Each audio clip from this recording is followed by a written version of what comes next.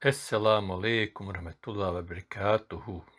Draga braćo i sestre, danas pravimo iftar, supruga i ja, pa ćemo vam to prezentirati putem ovog videa. Ko ima vremena da pogleda, bit će nam drago, i ko bude lajkovao i da nas zaprati na ovom kanalu lijepo. U Ramazanu, osim kadajfa, nekih kolača, poslastica, obavezan je kompot. Neko zove hošaf. Hošaf je kad se nađu kruške suhe. Kao što sam ja sad ove sačuvao tokom zime, nisam ih sušio, već sam ja njih zaledio u zamrzivaču.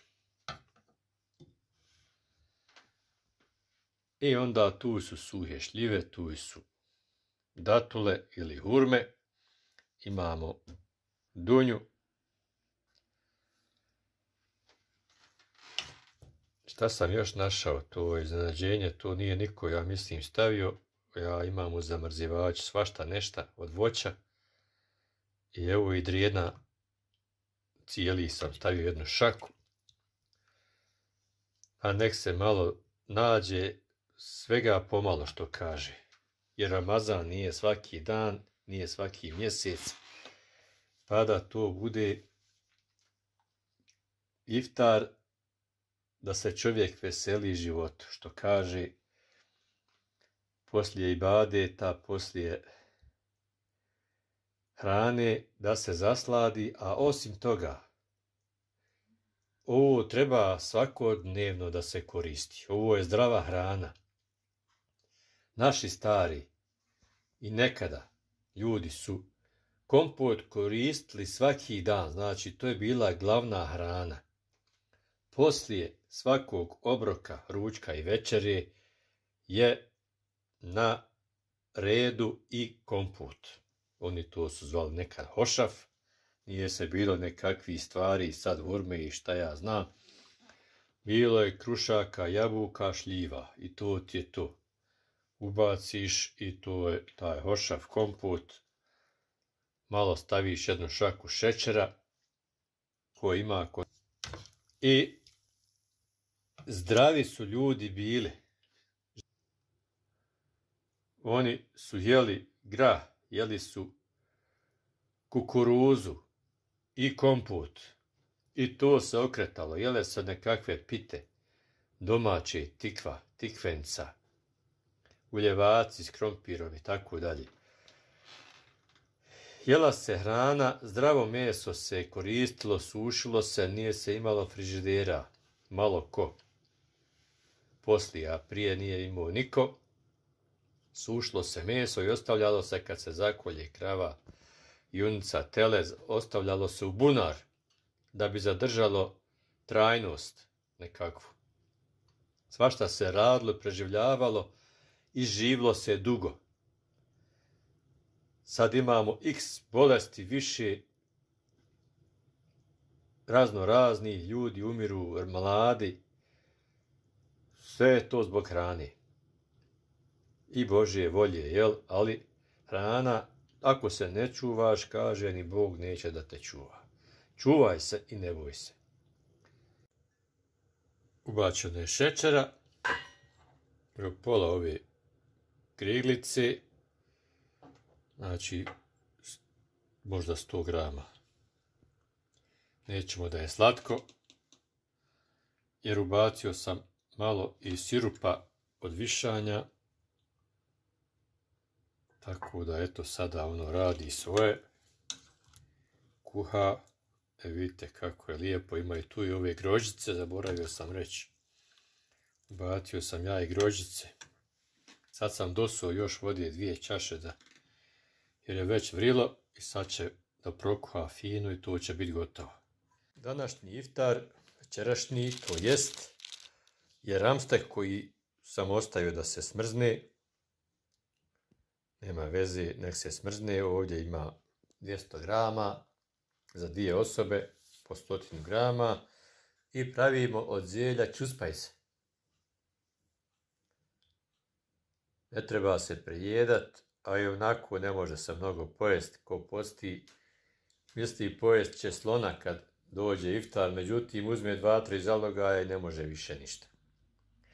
Osim toga, tarhana će biti supa, čorbica kako zove, to je tarhana, domaće jelo, narodno, i čuspajz sa ramstekom i onda ćemo to sve da zasladimo sa kadajfom i kompotom.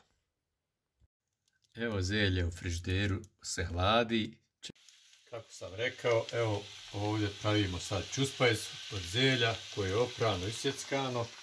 Ide evo 2 jaja i tu će biti čuspajz. Evo imamo tog zelja i za drugi put. Pomalo.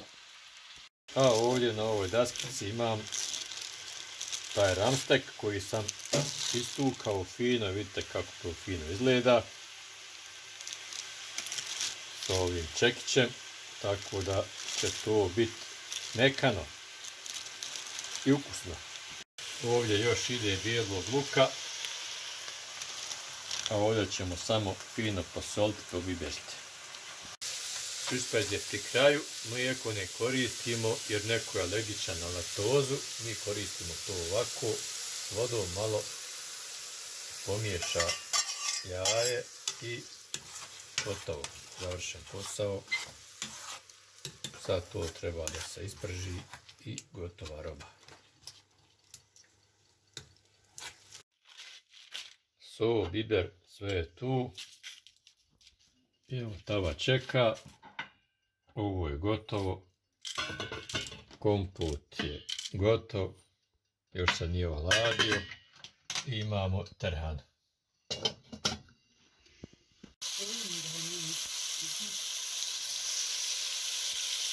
Ramstek je tu. Ovdje 200 grama. Znači 3,5 marke košta ova 2 komada. Je 17 maraka kilogram. Tako da nije nešto troškali. To je peca ćevapa, a dobijete za 2 večer.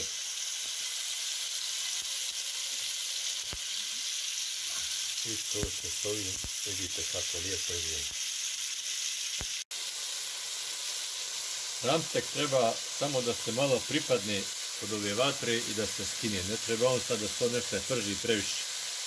Bolje što je manje ispržen. Evo sad imam napraviti još salatu od kupusa sa malo limuna, malo ulja i malo soli. I to ću da ubacim sad u ovu mašinicu mehaničku. Evo ima ručka. Evo ručka. I to ću fino da samiljim. Vidjet ćemo kasnije kako to izgleda, taj kupus.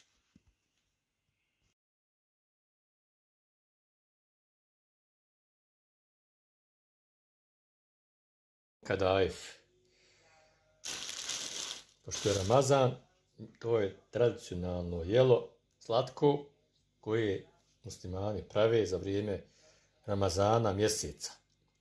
Posta. Mjesec posta. Kadajf je tu. Mi koristimo tanan halvu.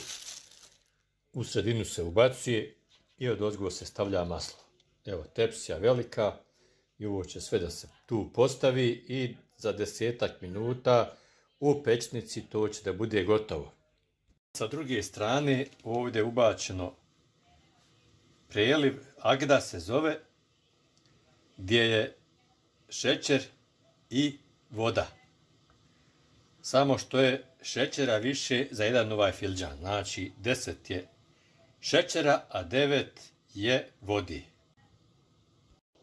Neko ovdje ubaci i vanilin šećer, a neko to opet ne voli, pa kako ko voli, tako neko radi. Još da dodam, neko ubacuje grožđice, a bolji su orasi. Iako su orasi skuplji, zna se šta su orasi. Oni se isto ubacuju unutra između kao i tanan halva i onda tu se sve peče u pečnici. Evo ja sam to nekako odradio kako sam uvijek radio. Neki sorasi veći, neki manji. Nisam htio da rendam. onda se ne osjeća ništa. Jedeš oraha, ne znaš ni šta jedeš. Da li je orah, da li je neko nešto potorio, drugo ne znaš. Ovako imaš orah, kupiš koliko ti nije žao, dadneš.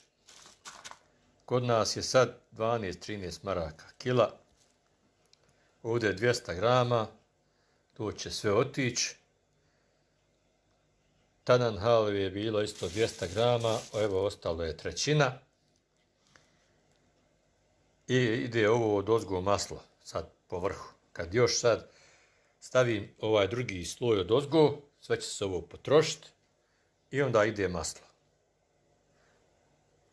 Rerna je uključena na 200 stepeni. Agda se kuha, treba da se kuha 10-15 minuta, da se dobro ukuha. Ko hoće staviti nešto u ovo, nešto u onu agdu, rekao sam, ko neće, ne mora ništa.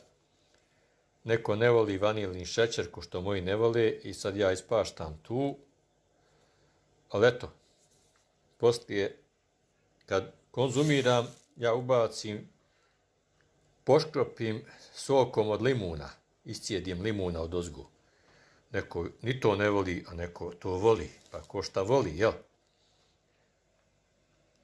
Eto, to su ti dijelovi koji trebaju da se ubace ovdje, ide u pećnicu i onda se čujemo, vidimo, da vidimo rezultate. Evo Agda, vidite kako fino ovim je hurić, to je znak da je ona pri kraju. Evo već 12 minuta kuha, tako da nema više šta, još malo i gotovo. Evo vidite kako izgleda ovo, zlatna boja, ljepota jedna. Gotovo je, 15 minuta je na 200 stepeni.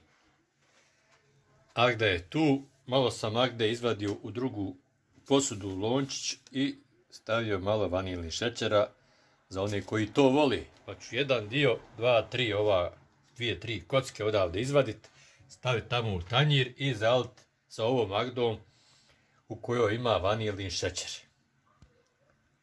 Prvo treba nožem izrezati fino, napraviti kocke, ovako i ovako, kao da je pita, ono kako to žene već znaju kako to hoda. Evo vidite sad kako sam ja to fino razdvojio, tako da ću sada uzeti ovu Agdu kojoj nema vanilni šećer i politi ovaj kadajf.